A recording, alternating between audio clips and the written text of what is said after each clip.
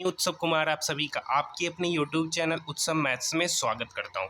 आज की वीडियो में मैं आप सभी स्टूडेंट के लिए आरआरसी ग्रुप डी 9 सितंबर फर्स्ट शिफ्ट का एग्जामिनेशन समाप्त हो चुका है। उसमें मैथ के कौन कौन से क्वेश्चन पूछे गए उन सारे क्वेश्चन को मैं यहां पर लेकर आया हूं। ये सारे के सारे 100% ऑथेंटिक और जेन्युइन क्वेश्चन है जो कि आपके एग्जामिनेशन ग्रुप डी 9 सितंबर फर्स्ट शिफ्ट में मैथ से पूछे गए। अगर आपको हमारा वीडियो पसंद आए तो आप हमारे चैनल को सब्सक्राइब कर सकते हैं, साथ ही साथ इस वीडियो को अपने दोस्तों के साथ ज़्यादा से ज़्यादा शेयर कर सकते हैं। और अभी तक आप हमारे टेलीग्राम ग्रुप से नहीं जुड़े तो उसका लिंक इस वीडियो के डिस्क्रिप्शन में दे रखा है, आप वहां जाकर हमारे टेलीग्राम ग्रुप से जुड़ सकते हैं। आपको वहां पर तीनों शिफ्ट का PDF रात को अपलोड कर दिया जाता है। तो आइए दोस्तों आज की वीडियो को शुरू करते हैं। सबसे पहले हम लोग जानेंगे कि किस किस टॉपिक से कौन कौन से क्वेश्चन पूछे गए।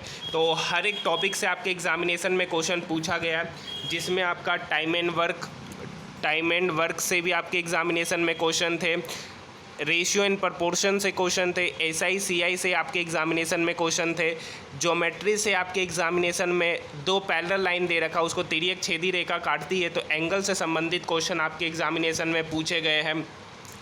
मेंसुरेशन से आपके एग्जामिनेशन में दो क्वेश्चन पूछे गए, क्वाड्रेटिक इक्वेशन से आपके एग्जामिनेशन में क्वेश्चन पूछे गए। और जो क्वाड्रेटिक इक्वेशन अभी तक जिस टाइप से के क्वेश्चन पूछे जा रहे उसी टाइप के क्वेश्चन आपके एग्जामिनेशन में बार बार देखने को मिल रहे हैं। सबसे पहला क्वेश्चन पूछा गया है कि वर्ग की भुजा 15 सेंटीमीटर दे रखा है तो वर्ग का एरिया यानी क्षेत्रफल क्या होगा। आपको पता है कि जो वर्ग का क्षेत्रफल जो होता है वो आपका भुजा स्क्वायर होता है। वर्ग का क्षेत्रफल जो होता है भुजा स्क्वायर होता है, यानी 15 सेंटीमीटर का हम क्या कर देंगे, होल स्क्वायर कर देंगे। 15 सेंटीमीटर का होल स्क्वायर करेंगे तो 15 का स्क्वायर हो जाएगा 225 सेंटीमीटर स्क्वायर। यही इस क्वेश्चन का सही उत्तर होगा। नेक्स्ट क्वेश्चन आज की शिफ्ट में पूछा गया है कि दो गोले का दो गोले के आयतन का अनुपात 216:125 है तो उसका सरफेस एरिया का अनुपात क्या होगा। अब देखिए, दो गोला का आयतन का अनुपात बेसिकली उसके रेडियस का अनुपात होता है, यानी R1/R2 का होल क्यूब का वैल्यू 216/125 दे रखा है। तो R1/R2 क्या हो जाएगा, R1/R2 इधर हो जाएगा क्यूब रूट 216/125। जब 216/125 का क्यूब रूट लेंगे तो वहाँ से R1/R2 जो निकल के आ जाएगा वो आपका 6/5 निकल के आएगा।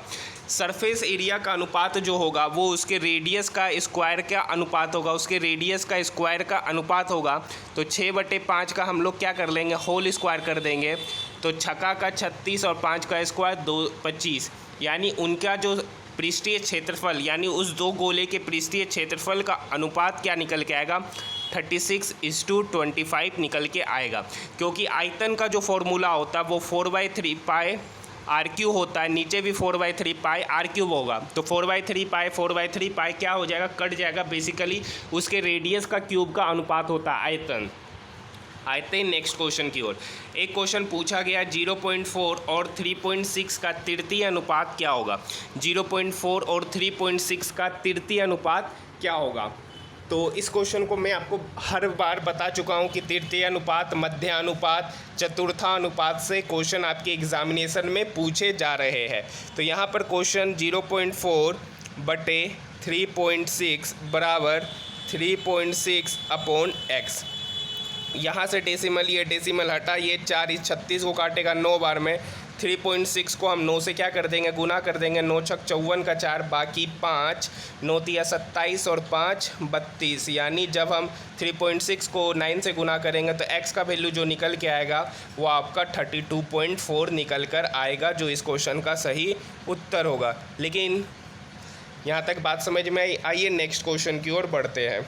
नेक्स्ट क्वेश्चन है हमारा, दे रखा था कि किसी काम का 7/10 भाग को 15 दिन में करता है और बचा हुआ काम B जो है 4 दिन में करता है। तो यानी किसी काम का 7/10 भाग को कितना दिन में कर रहा है, 15 दिन में कर रहा है। तो उस काम को कितना दिन में करेगा, पूरे काम को तो 150/7 दिन में करेगा। बचा काम कितना, 7/10 काम कर दिया तो बचा काम 3/10। 3/10 काम को कितना दिन में कर रहा है, 4 दिन में। तो B उस काम को कितने दिन में करेगा, B उस पूरे काम को 40/3 3 दिन में कर रहा है। अब पूछ रहा है दोनों मिलकर इस काम को कितने दिन में करेंगे, तो 150/7 और 40/3 का जब हम एलसीएम लेंगे तो 150 और 40 का एलसीएम आपका हो जाएगा 4 दूनी 8। यहाँ पर हम एलसीएम लेंगे 300 को जब 40 तो ये आपका 600 होगा। क्या होगा एलसीएम 600। 150/7 को कितना बार में पढ़ेंगे कि 600 आएगा 28 बार में, यानी ए की एफिशिएंसी हो गया 28। बी 40/3 काम को 600 दिन में कर रहा है, तो बी उस काम को कितना दिन में करेगा, 15 या 45 दिन में करेगा। दोनों मिलकर इस काम को कितने दिन में करेंगे, तो ए प्लस बी की एफिशिएंसी हो गई 28 + 45, यानी 45 8 53 53 और 20 73, यानी टोटल काम कितना हो गया 600। और इस 600 काम को कौन कर रहा है, ए और बी दोनों मिलकर कर रहे हैं, और ए और बी की एफिशिएंसी कितना है 73, यानी 600 / 73 दिन में दोनों मिलकर इस काम को क्या करेंगे, कंप्लीट करेंगे। यहाँ तक बात समझ में आई। आइए नेक्स्ट क्वेश्चन की ओर हम लोग बढ़ते हैं। नेक्स्ट क्वेश्चन दे रखा है कि कोई धन है जो 6 साल में चक्रवृद्धि ब्याज की दर से 2 गुना हो जाता है। 6 साल में कोई धन 2 गुना हो जाता है, तो पूछ रहा है कितने साल में 8 गुना होगा, कितने साल में 8 गुना होगा। 8 गुना का मतलब 2 का क्यूब, 8 गुना का मतलब 2 का क्यूब। तो ये जो क्यूब आया है ऊपर जो 3 उसको 6 से हम क्या कर देंगे, मल्टीप्लाई कर देंगे, तो 6 × 3 कितना हो जाएगा 18 साल में। यानी कोई धन 6 साल में चक्रवृद्धि ब्याज की दर से 2 गुना हो जाता है, तो वही धन 8 गुना होगा कितने साल में, 18 साल में। कितने साल में होगा, 18 साल में। ये आपका हिट एंड ट्रायल से हम इस क्वेश्चन को हमेशा क्या करते हैं, सॉल्व करते हैं। आइए नेक्स्ट क्वेश्चन दे रखा है क्रय मूल्य 120 रुपया दे रखा था, उस पर 10% का लाभ और 4% का छूट दिया जाता है, तो अंकित मूल्य क्या है। कह रहा है कि कोई अंकित मूल्य जिस पर 4% का छूट दिया जाता है, तो उस पर 10% का लाभ होता है और क्रय मूल्य दे रखा था। तो आपको पता है कि MP/CP का जो एक फॉर्मूला होता है, जिसमें MP/CP जो होता है वो बराबर होता है 100 + % प्रॉफिट अपॉन 100 - % डिस्काउंट। यहाँ पे परसेंट प्रॉफिट 10, यानी 100 + 10 ऊपर 110, यहाँ माइनस % डिस्काउंट जो कि 4 है, तो 100 - 4 96। बस यहाँ पे वैल्यू पुट करेंगे। MP आपको निकालना है, CP यहाँ दे रखा है 120 बराबर 100 + % P, तो 100 + 10 कितना हो गया 110 होल डिवाइडेड बाय 100 - % D, तो यहाँ %D 4% है, यानी 100 में से 4 चला गया 96।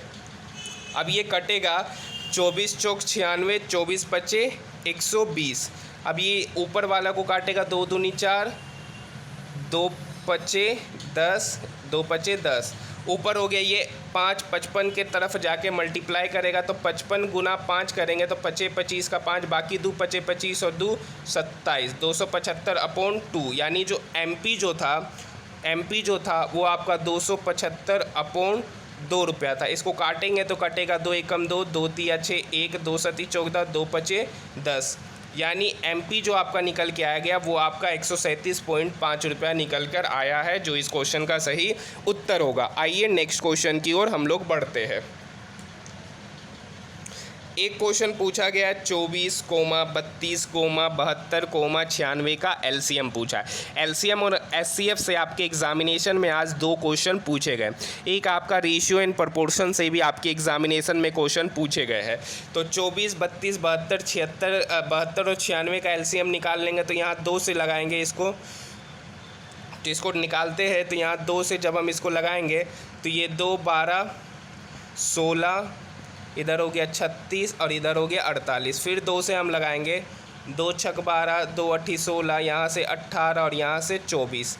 यहाँ से लगेगा फिर से 2 बार में, 2 तिया 6, 2 चौक 8, 2 9 18 और 2 12। अब 3 से लगा देंगे इसको सिंपल सा, ये 3 4, 3 तिया 9, 3 चौक 12, ये 4 और 4 भी खत्म हो जाएगा, यहाँ 4 आएगा, 4 तिया 12 तिया 36 दूनी 72, 72 गुना हम 4 करेंगे तो 4 दूनी 8, 7 चौक 28, यानी 228 इसका एलसीएम निकल कर आएगा, जो इस क्वेश्चन का सही उत्तर होगा।